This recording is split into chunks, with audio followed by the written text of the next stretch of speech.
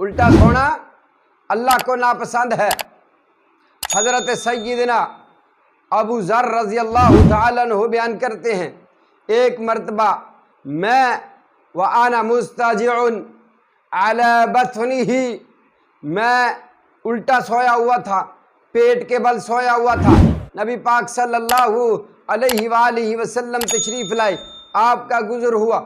نبی پاک علیہ الصلوۃ والسلام نے اپنے پاؤں مبارک کے ساتھ مجھے ہلایا، ہلا کر فرمایا یا جنیدب، حضرت ابو ذر کا نام جنیدب ہے، فرماتے ہیں یا جنیدب، جی یا رسول اللہ صلی اللہ علیہ وسلم۔